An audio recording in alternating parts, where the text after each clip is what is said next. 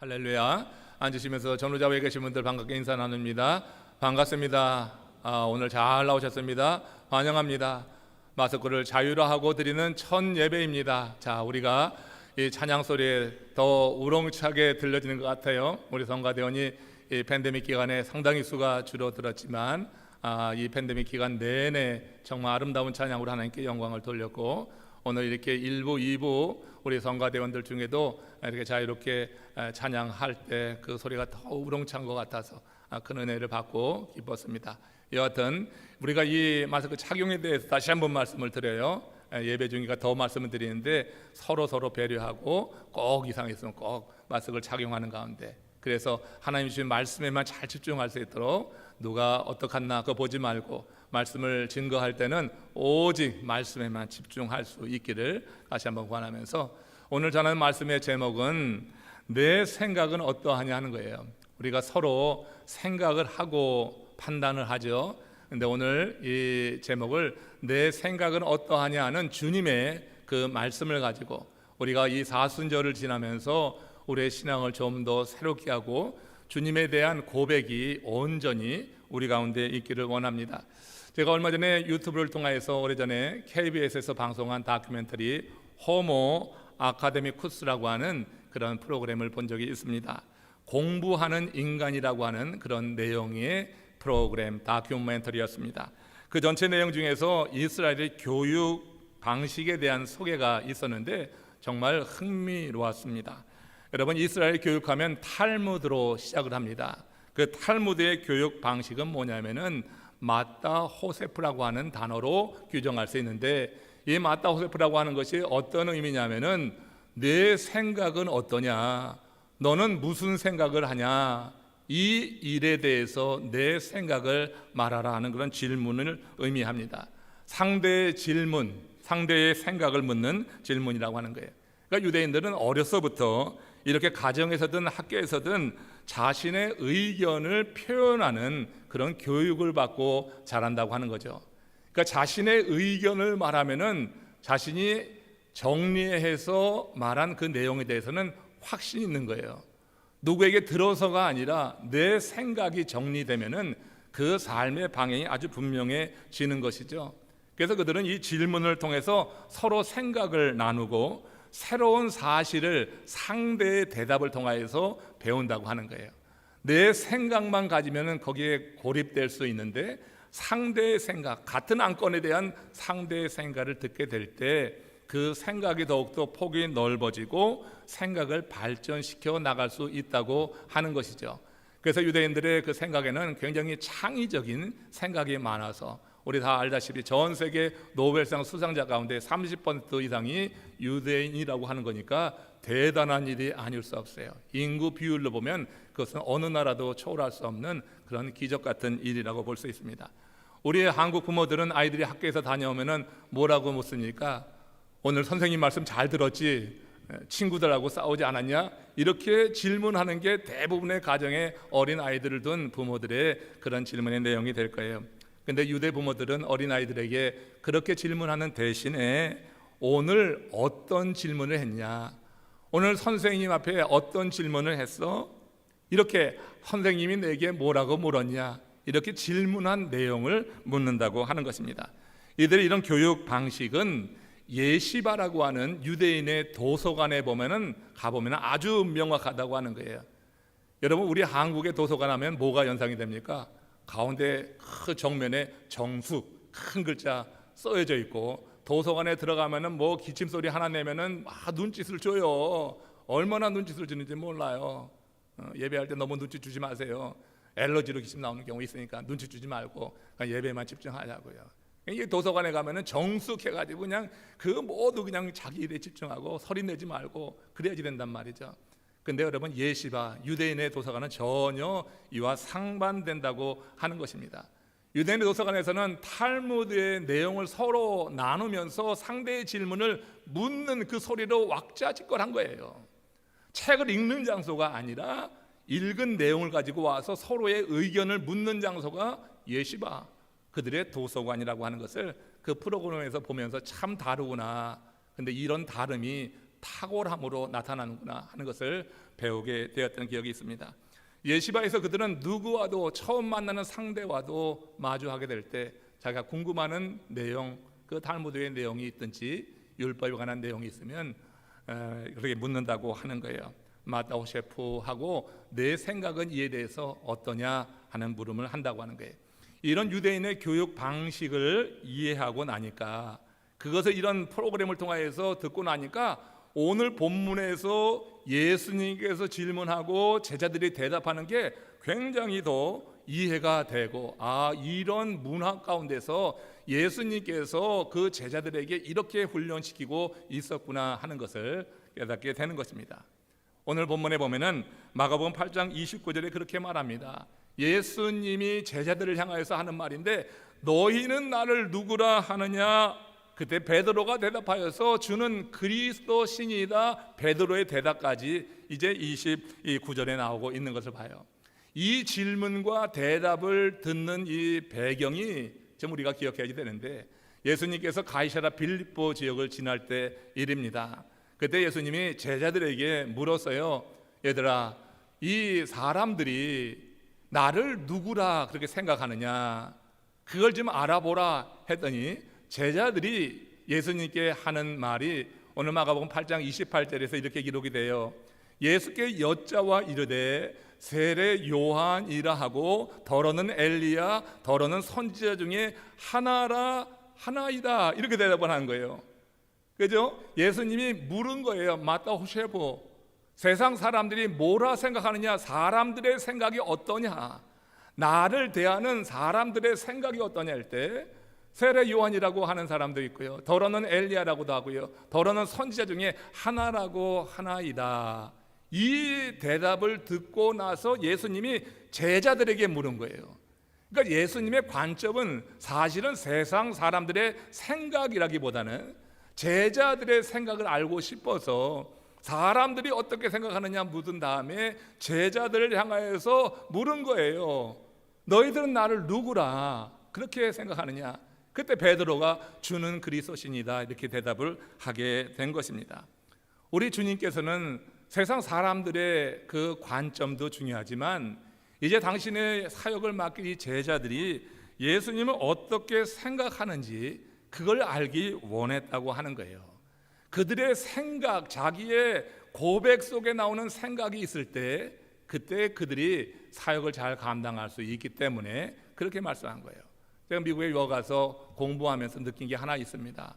여러분, 대학에서 평점 90점 이상의 A를 받으려고 하면은 학자들의 이론을 이렇게 늘여 놓아 갖고는 되지가 않아요. 아무개나 이렇게 말하고 아무개나 저렇게 말하고 뭐 이렇게 여러 학자들, 뛰어난 세계적인 그런 학자들의 의견을 말해 가지고는 90점 절대 넘지 못합니다. 조금 완전치는 못해도 크리티컬 리프렉션이라고 하는 거예요. 자기 자신의 생각을 그 답안지에 적어놔야지 그때 여러분 90점을 넘어서 A뿔 따구도 받고 하는 거란 말이죠.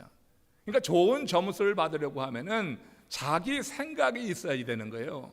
자기 생각 없이는 그저 그런 학생으로 끝나고 마는 것입니다.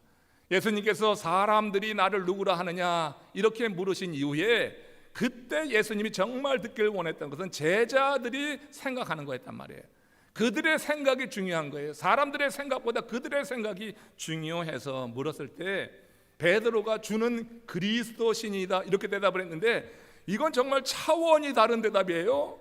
사람들이 당신을 요한이라 하기도 하고 더러는 엘리야라고도 하고 선지자 중에 하나이다. 이것도 대단한 대답이고 예수님을 상당히 높여주는 그런 대답이었지만, 그러나 여러분, 베드로가 지금 말한 주는 그리스도십니다 하는 이 대답과는 차원이 다른 거예요.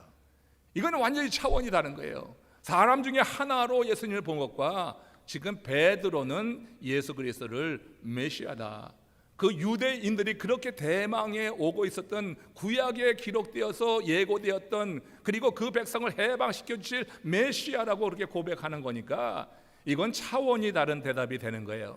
그래서 그 다음에 예수님께서 당신에게 일어날 일을 이렇게 계시하고 알려주시는 것입니다. 마가복음 8장 31절에 이래서 예수님이 제자들에게 말씀하신 거예요. 내용입니다. 같이 한번 읽어봅니다. 시작. 인자가 많은 고난을 받고 장로들과 대제사장들과 서기관들에게 버림받아 죽임을 당하고 사흘 만에 살아나야 할 것을 뭐라 그랬어요? 비로소 제자들에게 가르치셨다고 하는 거예요. 이 비로소라고 하는 말을 여러분 오늘 주목해 보세요. 예수님께서 제자 베드로가 주는 그리스도시니이다 이렇게 대답하는 것을 보고 그걸 듣고 비로소 당신에게 이루어질 일을 얘기했다고 하는 거예요. 베드로도 제자들도 그저 세상 사람들처럼 주님을 세례 요한의 하나, 세례 요한이요, 더러는 엘리야, 더러는 선자 중에 하나라고 이런 보는 차원에 머물러 있었다고 하면은 예수님이 지금 이런 말을 하지 않았다고 하는 의미가 비로소라고 하는 단어에 담겨 있는 거예요. 비로소라고 하는 것은 예수에 대해서 베드로가 주는 그리스도시니다 이렇게 대답하는 것을 보고 비로소 차원이 다른 그런 말씀을 지금 주시는 거예요. 차원이 다른 말씀은 뭐예요? 당신에게 일어날 일인데 인자가 많은 고난을 받게 되는데 장로들과 대제사장들과 서기관들에게 버림받아서 죽임을 당하고 사흘 만에 살아나야 할 것을 비로소 가르쳤다고 하는 거예요. 그러니까 여러분 그 비로소라고 하는 이 단어 속에서 베드로의 고백을 듣고 스승인 이 예수님께서 참 기뻐하셨다고 하는 것, 그리고 이제 이 말을 해도 그래도 그들이 소화할 수 있겠구나 해서 당신에게 일어날 십자가의 고난에 대해서 말씀한 거예요. 근데 십자가의 고난만 말한 것이 아니라 부활에 대해서도 말씀했는데 이 베드로가 뒤에 예수께서 사흘 만에 다시 살아날 것이라고 하는 말에는 관심이 없고 앞부분에서 인자가 많은 고난을 받고 장로들과 대제사장들과 서기관들에게 버림받아서 죽임을 당할 것이라고 하는 이 말에만 꽂혀버린 거예요. 그래서 이 베드로가 그 다음에 보인 반응이 뭐였습니까? 이 마가복음 8장 32절에서 그래서 이와 같은 반응이 나오는 거예요. 드러내놓고 이 말씀을 하시니 베드로가 예수를 붙들고 항변하였다고 하는 거예요. 기막힌 일이 지금 벌어지고 있는 것입니다. 여러분, 베드로는 갑자기 예수님의 말씀을 끊고 예수님이 하는 것을 저지하는 것을 넘어서 지금 예수님을 책망하기까지 하고 있다고 하는 거예요. 이게 언제 일어난 일이에요? 2000년 전 일입니다. 여러분, 스승과 제자 사이에 그림자도 못 밟는 그와 같은 시대에 일어났던 일로 정말 초유의 사건이 지금 이 가운데 일어나고 있는 거예요. 제자가 스승의 말을 끊는 것만 해도 무례하죠. 이건 여러분 정말 지탄받을 일인데 그 제자가 베드로가 지금 예수님께 책망하고 있는 거예요. 영어로는 리뷰크라고 하는 단어를 쓴다고 하는 거 여러분 듣지요? 리뷰크라고 하는 것은 아주 크게 책망하는 거예요. 나무라는 거예요. 아니 어떻게 제자가 스승을 나무라냐고요? 왜 이렇게 나무랄까? 여러분 그 생각을 좀 해봐야 되지 않겠어요? 스승을 책망하기까지 하는데 상상할 수 없는 이 초유의 사건이 벌어졌는데 그 이유가 무엇인지 여러분 궁금하시지 않습니까? 오늘 그 궁금증을 좀 풀어드리고요, 이 베드로의 생각과 우리 주님의 생각의 차이 속에서 우리가 추구해야지 될, 따라야지 될 것이 무엇인가를 오늘 나누려고 하는 거예요. 저는 베드로가 그렇게 말도 안 되는 초유의 사건을 일으킨 데는 생각이 우리 주님과 너무나 차이가 났다, 달라도 아주 크게 달랐다 하는 것을 먼저 생각해 봅니다. 예수님께서 주는 그리스도시냐고 하는 베드로의 말을 듣고 당신에게 일어날 그 미래의 일에 대해서 말씀했을 때 이 주는 그리스도시라고 하는 것이 완전한 고백이 아니었다고 하는 거예요. 사실 그것은 내면의 생각의 경건으로 어떤 생각의 그런 이것으로 하는 것이 아니라 겉으로의 경건한 모습만 나타내려고 하는 자기의 고백에 불과했다고 하는 것입니다. 여러분, 사람과 사람의 생각에도 상당한 차이가 있죠. 그러면 여러분, 하나님과 사람의 생각은 얼마나 큰 차이가 날까요? 우리 여기 부부들이 많이 계시는데 부부 싸움 하다 보면은 남자들이 여자에게 이깁니까 접니까? 대개는 지더라고요. 여자의 그 말을 당해낼 재간이 없어요. 근데 여러분 그 아규먼트 하다가 여성들은 뭐라고 하냐면 피하지 말라고 하는 거예요. 나가지 말라고. 근데 남자들이 하다가 말이 막히면 탁 치는 거예요. 그리고 이제 확 나가버리는 거예요. 왜 나가는지 아십니까?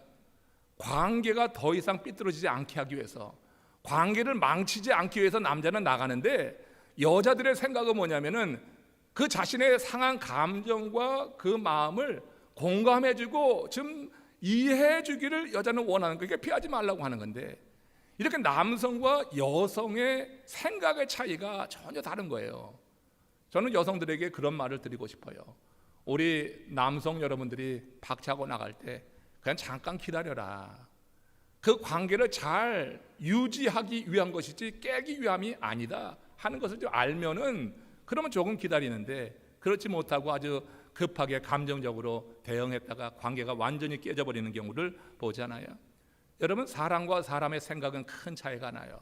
그렇게 오랜 동안 같이 살았던 부부라 할지라도 그 사이의 생각의 차이가 여러분 가면 갈수록 좁혀지는 게 아니라 어떤 의미에서 좀 더 넓어질 수도 있어요. 그러나 여러분, 우리가 상대에 대한 이해를 가지면은 생각의 차이를 어느 정도 극복해 나갈 수 있는 것이니까, 이런 생각의 차이가 있다고 하는 것을 이해하길 바라요. 여러분, 우리 예수님은 육신에 입고 오신 하나님이세요. 하나님으로서 하나님의 생각과 이 베드로의 생각이 같을 리가 없는 거죠. 베드로는 겉으로는 주는 그리스도십니다 이렇게 대답을 했어요.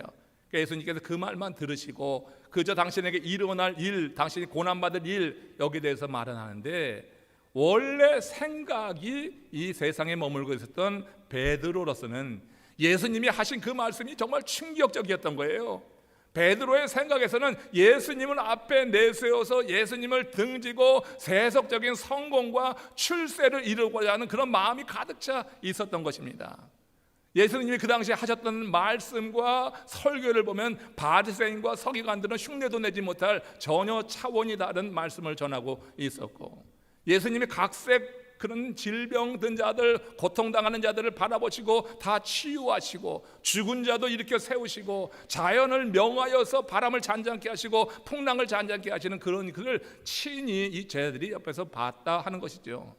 그런 이 베드로가 예수님을 앞세워서 예수님과 함께 하기만 하면은, 예수님의 말씀이 정하기만 하면은 세상에서 정말 큰 성공을 이루고 큰 일을 이룰 텐데 하는 생각이 있었다고 하는 거예요.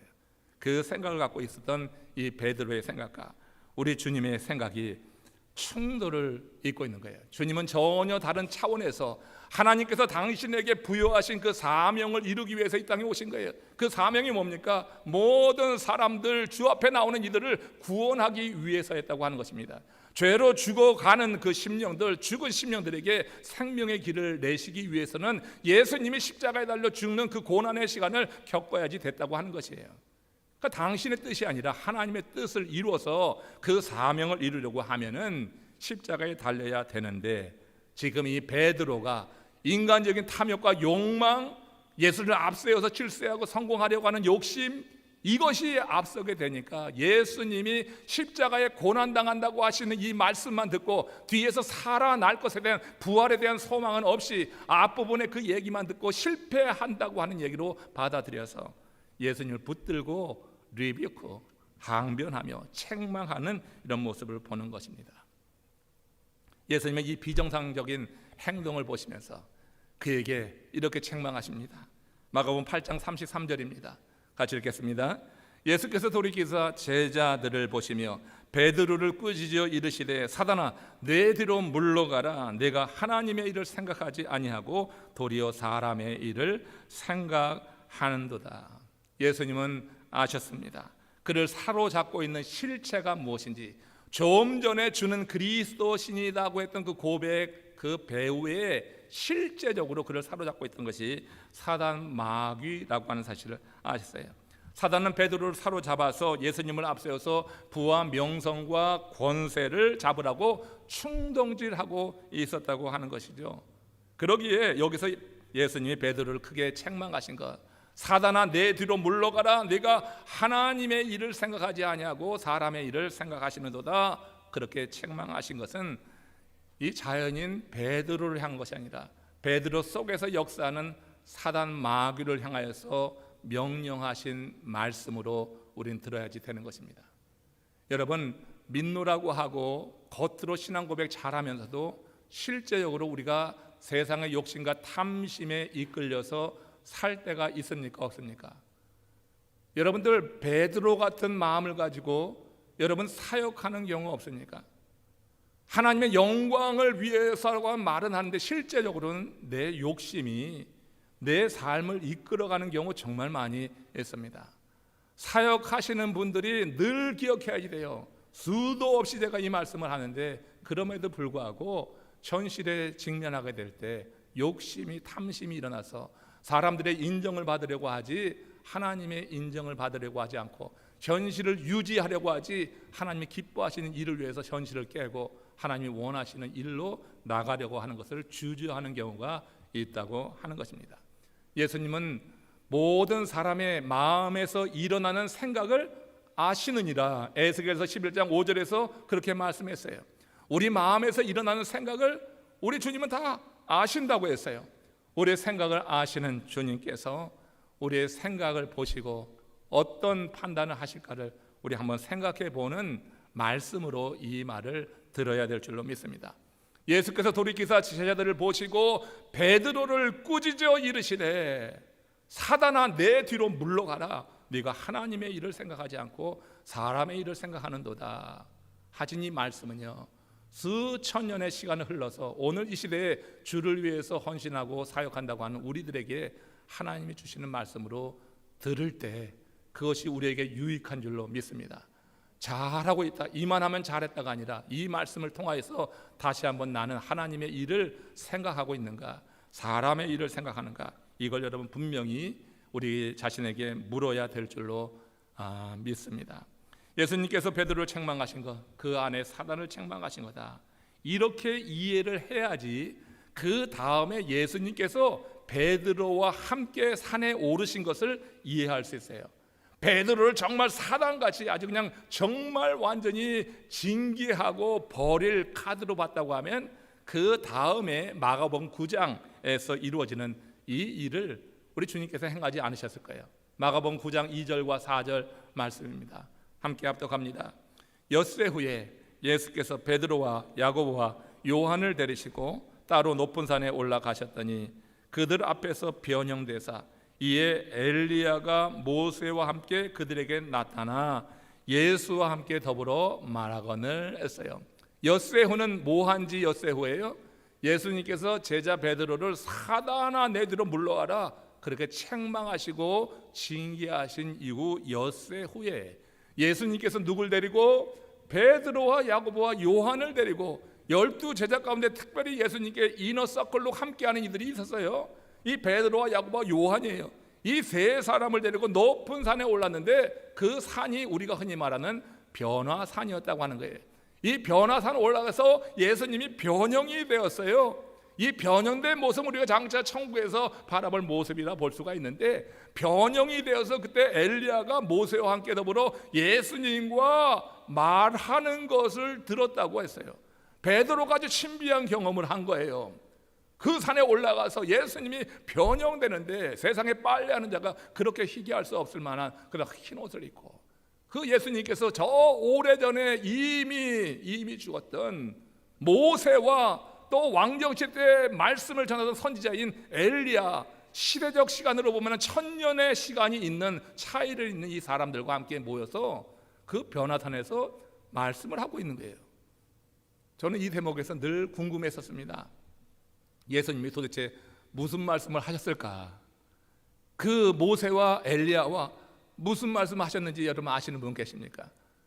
여러분, 우리가 그래서 복음서가 공간복음서라고 해서 3권 있는데 다 같이 한번 읽어봐야 되는 거죠. 누가복음 9장 30절 31절에 한번 보십시오. 여기 보면은 예수님께서 모세와 엘리야와 나눈 대화 내용이 나옵니다. 같이 합독하겠습니다. 문득 두 사람이 예수와 함께 말하니 이는 모세와 엘리야라. 영광 중에 나타나서 장차 예수께서 예루살렘에서 별세하실 것을 말할세. 모세와 엘리야가 영광 중에 나타나서 이제 장차 예수께서 예루살렘에서 별세하실 것을 말씀하셨다고 하는 거예요. 여러분, 모세가 누구예요? 모세는 율법의 대표자입니다. 엘리야는 누굽니까? 선지자를 대표하는 사람이에요. 그래서 모세와 엘리야가 등장해서 예수께서 장차 예루살렘에서 별세할 것을 말씀하고 있다고 하는 것은, 다시 말해서 율법과 예언서에 예수님의 그 삶에 대해서 이미 예언되었다고 하는 그 말이에요. 그러니까 율법서하고 선지서 하면요, 구약의 대부분이 율법서와 선지서에 들어가는 거 아니겠어요? 그러니까 구약에 있는 하나님의 말씀이 이미 예수가 어떠한 일을 겪을지 기록하고 있다 하는 것을 모세, 엘리야가 등장해서 예수님과 더불어 이야기하는 것, 예수님 변형되어서 그들과 함께 이야기하고 있는 것, 아니 저 1000년 전에 죽은 모세도 500년 전에 죽은 선지자 이 엘리야도 지금 예수님 현재 있는 엘리야 예수님과 더불어 말씀하고 있어요. 지금 뭐예요? 지금 그들이 다 하나님 앞에서 살아있다고 하는 거예요. 수천 년에 죽은 자도 하나님 안에 지금 살아있는 줄로 믿습니다. 하나님을 섬기고 하나님의 믿음을 지켰던 이들은 수천 년에 죽어도 지금 살아있는 거예요. 엘리야도 살아있고 모세도 살아있고 지금 현실의 예수도 살아있어요. 믿음 안에 죽음이라고 하는 것이 두렵지 않은 것이 이렇게 영원히 사는 것이기 때문에 그런 겁니다.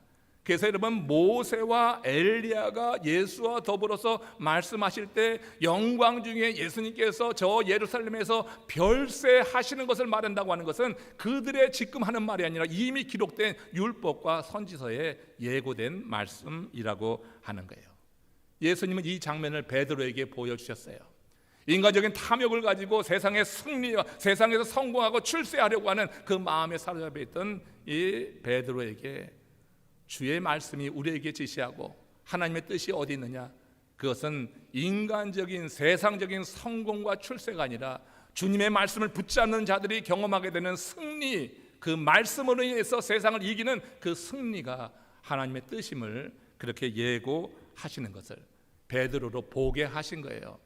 예수님이 말씀하실 수도 있겠지만 실제로 이런 신비한 현상을 통하여서 베드로 스스로 이제 예수님의 그 삶과 하나님의 뜻에 대해서 깨닫게 하심으로 말미암아서 이제 이 베드로가 분명하게 자기의 의견으로 자기의 생각으로 그렇게 선포하며 주님의 그 남은 사역을 이루게 하기 위해서 이와 같은 변화산 사건을 허락하고 계셨다고 하는 것입니다.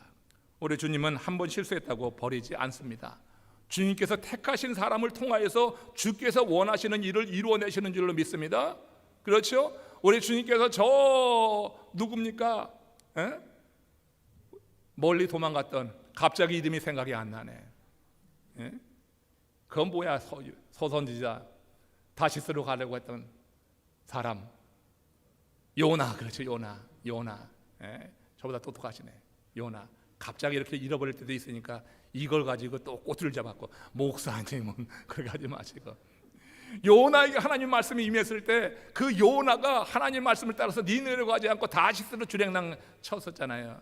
그러나 하나님의 말씀은 누구에게 임한 거예요? 요나에게 임한 거예요. 그러니까 요나를 통하여서 그 일은 이루어져야지 되는 거예요.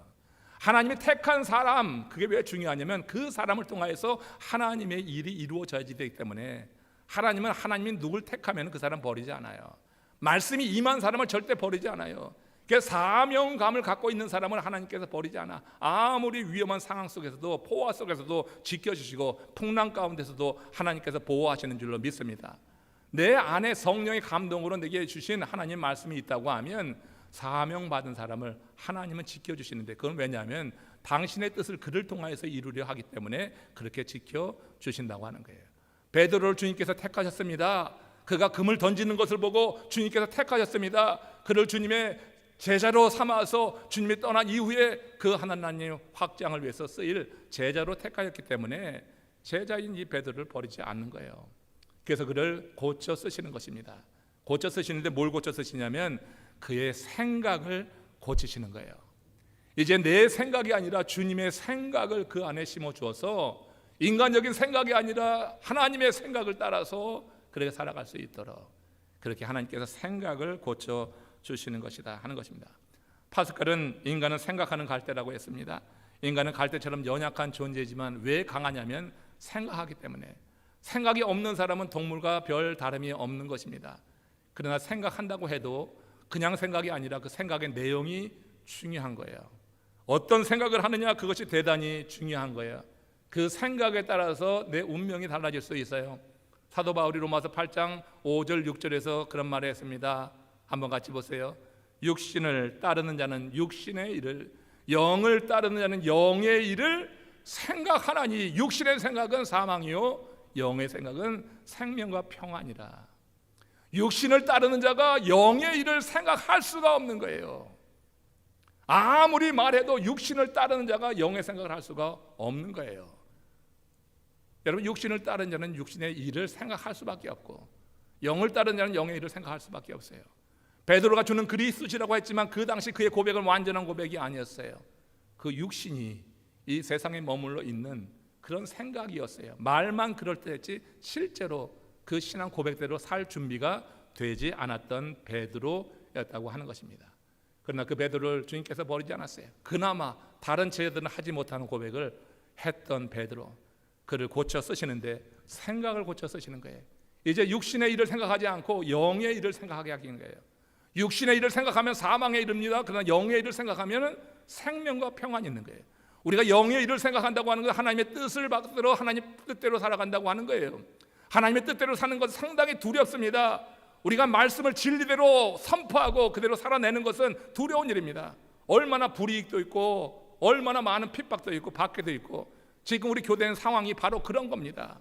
그런 가운데 여러분 말씀대로 살아간다고 하는 거 두려워요. 움찔하게 하는 것입니다. 감독이 파송권을 가지고 행하려고 하면은 이 같은 지역교회 목사 하나를 하는 것은 아무 문제도 되지 않고 그런 일들을 우리는 보고 있어요. 여러분, 생각이 이렇게 말씀 안에 서 있지 않으면, 생각이 육신의 생각에 머물러 있으면 두려워서 하지 못합니다. 그러나 그 생각이 이렇게 영의 생각으로 사로잡히게 될 때 생명과 평안이 있는 거예요. 마음에 평안이 있는 거예요. 진리를 지킨다고 하는 생각 속에 평안이 있는 거고, 그래서 생명에 대한 확신을 가지고 죽든지 살든지 주의 뜻이 이루어지리라 이렇게 하면서 나아갈 수 있는 것입니다. 바울은 이 말을 좀 더 강화해서 로마서 8장 7절 8절에서 이렇게 말씀합니다. 같이 합독하겠습니다. 육신의 생각은 하나님과 원수가 되나니 이는 하나님의 법에 굴복하지 아니할 뿐더러 할 수도 없습니다. 육신에 있는 자들은 하나님을 기쁘시게 할 수 없느니라. 육신의 생각은 하나님과 원수되게 하는데 그 이유가 뭐냐면 하나님의 법에 굴복하지 않아요. 그리고 할 수도 없어요. 육신의 생각은 차원이 다른 거예요. 육신의 생각이 차원이 다른 생각을 가지고 하나님의 법에 복종할 수가 없는 거예요. 육신의 생각에 머물러 있으면 하나님의 진리의 말씀은 이게 여러분 그냥 무슨 말이 편자라고 하나 그거예요. 말씀이 그렇게 중요하게 귀하게 여겨지지 않기 때문에 육신의 생각대로 살기에 하나님과 원수가 된다고 하는 것입니다. 육신의 생각은 하나님과 원수가 돼. 하나님의 법을 따르지 않을 뿐더러 그렇게 되지도 않아요. 하고 싶어도 되지 않아요. 육신의 생각에 머물러 있어서는 그럴 수밖에 없는 것입니다. 영의 생각으로 무장될 때 진리의 말씀이 그를 이끌어서 하나님의 뜻을 이루어낼 수 있는 것. 그래서 육신에 있는 자들은 하나님을 기쁘시게 할 수 없다, 바울이 말씀하고 있습니다. 베드로의 생각, 처음에 그 생각은 인간적으로는 옳은 생각일 수 있어요. 아니, 스승이 지금 십자가에 달려 죽겠다고 하는데, 그러니까 스승을 생각해서 그러지 마세요 스승님 하고 만류한다고 하는 차원에서 보면은 그거 받아들일 수도 있을 것이에요. 그러나 그 당시 그는 육신에 있는 자가 하는 육신의 생각에 머물고 있는 것을 주님은 알았어요. 그가 주는 그리스도 할 때 제자들은 저런 고백을 하네 하고 그를 우러러보고 그를 대단하게 본지 모르지만 주님께서는 그의 생각을 아셔서 이렇게 그에게 나무하시는 것을 보게 됩니다. 그렇게 말만 했지 실제적으로 예수님을 붙들고 항변하는 베드로에 대해서 그 생각을 직관하시고 아신 주님께서 사단아 너희로 물러가라. 네가 하나님의 일은 생각하지 아니하고 사람의 일만 생각하고 있다 했던 것입니다. 주님은 그의 생각이 변해야지 하나님을 기쁘시게 하는 그 사역을 감당할 수 있기 때문에 그를 데리고 변화산에 오르신 거예요. 왜? 주님께서 그를 택했기 때문에, 주님이 택하였기 때문에 잘하든 못하든 이제 그를 통하여서 주께서 이루실 일이 있는 거예요. 그러니까 그렇게 형편없는 모습으로 사단아라고 하는 말을 들을 정도로 그가 인간의 욕심에 사로잡혀 있었지만 그의 생각을 변화시켜주기 위해서 예수님이 그에게 더 이상 말하지 않고 그를 엿새 후에 높은 산에 데리고 올라가셔서 당신이 변화되면서 1000년 전의 모세, 500년 전의 엘리야와 더불어서 시간을 초월해서 하나님 앞에 살아있는 그들이 대화를 나누는 것을 통하여서 베드로 스스로 하나님의 뜻을 알게 된 거예요.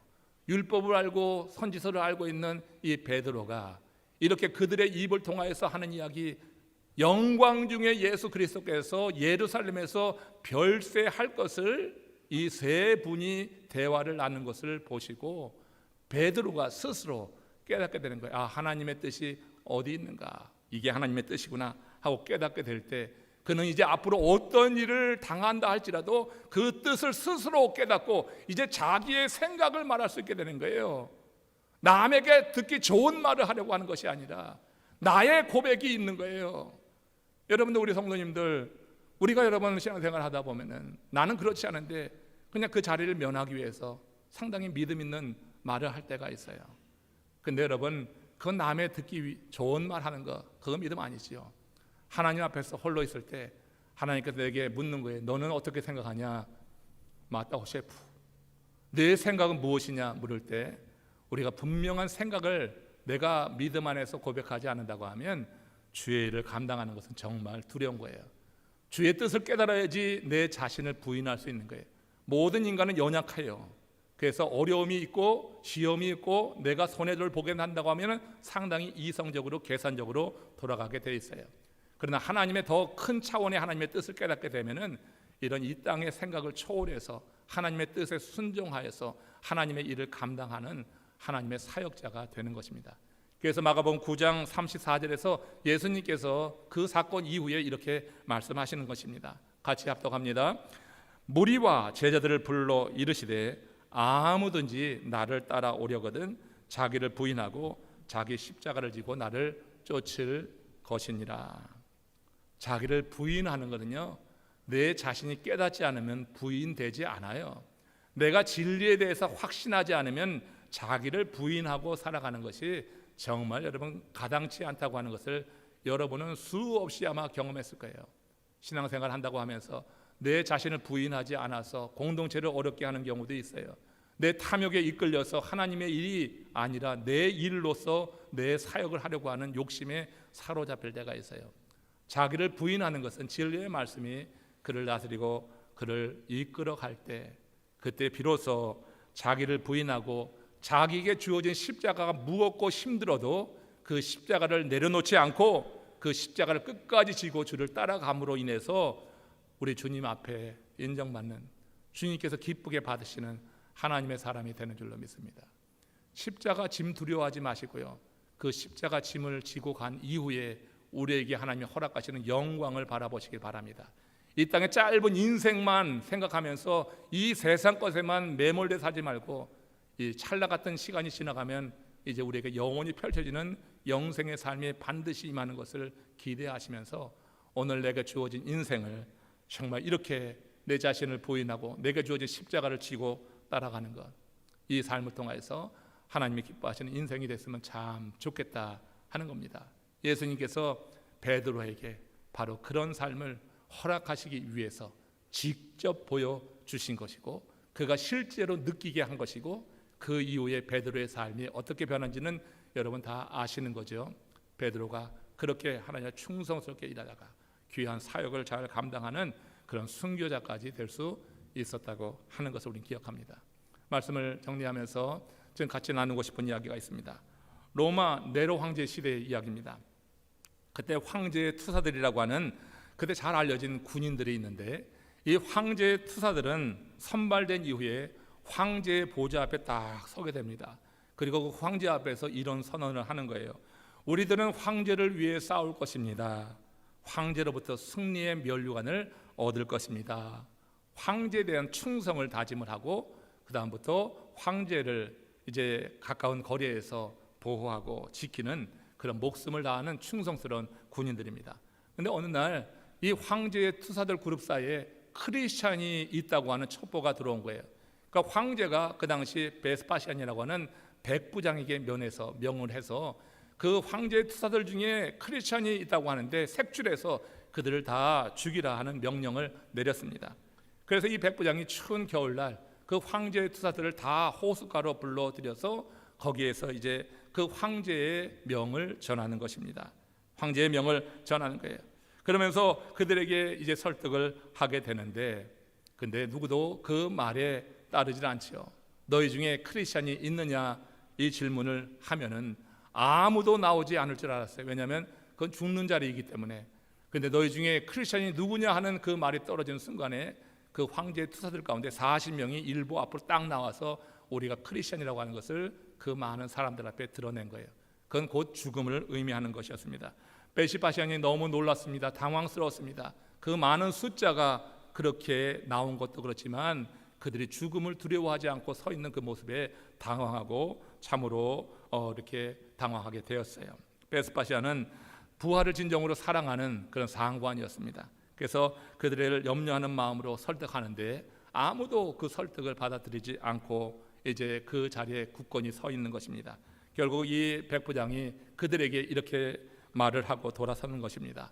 나는 황제의 명을 거역할 수 없다. 그렇다고 너희들이 동료들에 의해서 피 흘려 죽는 것도 보기 원하지 않는다. 이제 맨몸으로 저 얼음물로 들어가서 이제 너희들의 생사를 성체의 자비에 맡기라. 그렇게 명령을 했어요. 그러니 그 명령받은 이 40명의 크리스천들이 옷을 벗고 그 차가운 얼음물로 들어가는 것입니다. 그들이 그 얼음물로 들어가면서 부른 노래가 감동적이에요. 40명의 투사들은 주를 위해 싸우고 있습니다. 오 그리스도여, 주를 위해 승리하게 하시고 주님으로부터 승리의 면류관을 얻게 하소서. 황제 앞에서 그들이 다짐했던 충성 서약을 지금 그 대상을 바꿔서 주님 앞에 이렇게 충성 서약을 하면서 주님으로부터 면류관을 받겠다, 그런 노래를 부르며 들어가게 된 것입니다. 시간이 지났습니다. 베스파시아는 모닥불을 켜놓고 그 중에 한 명이라도 나오겠지 하고 기다렸는데 그들의 노래소리는 줄어들었지만 몸이 얼어가면서, 그러나 그들은 아무도 나오지 않았어요. 새벽녘이 되어서야 한 명이 기어 나오게 되었습니다. 그러자 다른 그 크리스천들이 그 호수에서 노래를 부릅니다. 39명의 투사들은 주를 위해 싸우고 있습니다. 주를 위해 승리하게 하시고 주님으로부터 승리의 면류관을 얻게 하소서. 베스파시안 이 백부장은 그 한 명이 기어 나올 때 하늘에서 환한 빛이 내려서 그 호수에 있는 그 나머지 사람들을 비추는 것을 보았어요. 그 순간 그는 알 수 없는 힘에 사로잡혔다고 합니다. 그는 투구와 옷을 벗었습니다. 그리고 물로 뛰어 들어가면서 노래를 불렀습니다. 40명의 투사가 주를 위해서 싸우고 있습니다. 그리스도여, 당신을 위해 승리하게 하소서. 주님으로부터 승리의 면류관을 얻게 하소서. 누가 그 빈자리를 채울 줄 알았겠어요? 그 두려운 순간에 누가 그 한 명의 빈자리를 채울 수 있으리라가 생각하겠습니까? 하나님의 일은요, 우리의 생각을 초월해서 이루어지는 것입니다. 이 사건은 그 이후에 많은 크리스천들에게 상당한 도전을 주었고, 순교할지언정 믿음을 버리지 말자고 하는 것으로 초대교회 그런 역사 속에서 소개되는 내용입니다. 이 노래는 내 의지로 부를 수 있는 노래가 아니에요. 내 결심만으로 될 수 있는 노래가 아닙니다. 그러면 누가 이런 노래를 부를 수 있는가? 내 생각은 어떠하냐는 주의 질문에, 우리가 기도할 때 내 생각은 무엇이냐, 너는 나를 누구라 생각하느냐 하는 이 질문에 대해서 불완전한 대답으로서 주는 그리스도시가 아니라 정말 진정한 대답으로서 주는 그리스도시요 살아계신 하나님의 아들입니다, 이렇게 대답하는 이가 바로 이렇게 살아갈 수 있을 것이다. 우리 하나님께서 주목해 보시는 사람들이 있습니다. 이렇게 세계가 혼란스럽고 악이, 권세가, 힘이 연약한 자를 누르고 전쟁에 일어나고 많은 피해자가 생기고 수없이 많은 그런 연약한 이들이, 약한 이들이 고난당하는 이 시대에 여러분, 우리가 그 세상의 힘을 따라서 넓은 길로 가려고 하는 유혹을 받을까 싶습니다. 그러나 믿음의 사람들은 그래서는 안 될 거예요. 어차피 순식간에 시간 지나갑니다. 우리의 인생이 얼마 남지 않았습니다. 얼마 남지 않은 인생에 우리의 육신의 안위를 위해서, 생명의 연장만을 위해서 살 것이 아니라 우리가 정말 믿는 하나님의 사람이라고 한다면 진리의 말씀이 우리 가운데 들어올 때 그 말씀대로 내 모든 것을 내놓고 살고자 하는 결심이 우리 가운데 있을 때 하나님은 우리의 상상을 초월해서 우리를 지켜주시는 것입니다. 우리와 함께 하실 것입니다. 이런 믿음의 삶이 우리 남편의 모든 가족들에게 고백되어지고 실제로 사라지기를 주의 이름으로 축원합니다. 주님께서 우리에게 무슨 질문을 하시든 그 질문에 주님을 기쁘시게 하는 대답을 할 수 있는 이 시간이 되길 원해요. 우리 다 같이 한번 고개 숙여서 우리 한번 가만히 주께서 내게 내 심령에서 던져주시는 질문에 나는 뭐라고 대답을 해야 될까 한번 스스로 대답을 해보십시오. 무거운 주제지만 한번 생각해 볼 필요가 있습니다. 너는 나를 누구라 생각하느냐? 네, 저는 주님을 하나님의 아들 그리스도라고 고백합니다. 이 고백이 진정한 우리의 고백이 된다고 하면 여러분 세상살이로 인해서 더 이상 근심하고 불안해하고 염려하지 않아도 될 것입니다. 하나님께서 함께 하실 것입니다. 주의 동행을 믿으면서 우리 다 같이 합심으로 기도하시며 주의 은혜를 더욱더 사모하고 주와 동행하는 하나님의 사람 되기를 바랍니다. 다 같이 기도하시겠습니다.